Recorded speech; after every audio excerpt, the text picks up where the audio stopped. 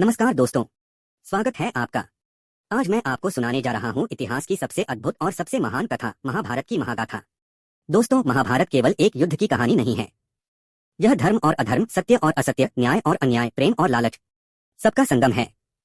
तो चलिए शुरू करते हैं। बहुत समय पहले हस्तिनापुर नामक राज्य में राजा शांतनु का शासन था।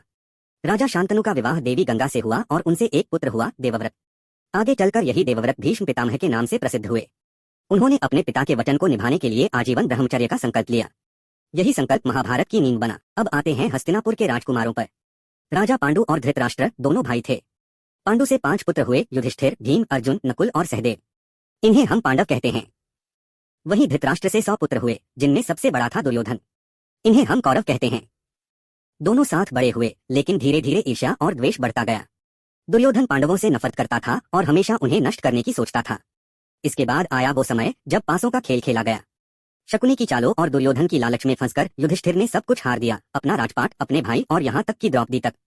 द्रौपदी का अपमान सभा में हुआ। उसी दिन पांडवों ने प्रतिज्ञा ली कि वे इस अपमान का प्रतिशोध अवश्य लेंगे।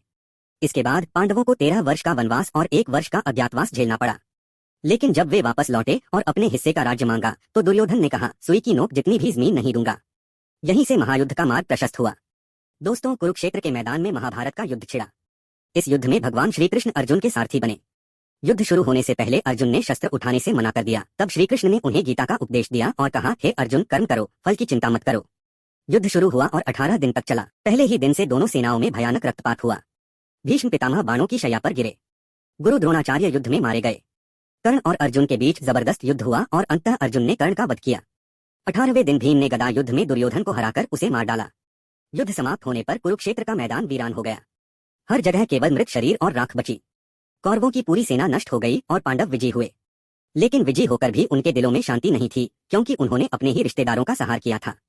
महाभारत हमें यह सिखाती है कि लालच और अहंकार का अंत विनाश है, और गीता का यह संदेश आज भी उतना ही सत्य है। कर्म करते जाओ, फल की चिंता मत करो। दोस्तों, यह थी महाभारत की महागाथा। अगर आपको यह कहानी पसंद आई हो तो चैनल को सब्सक्राइब करें और वीडियो को लाइक व शेयर करना न भूलें। धन्यवाद।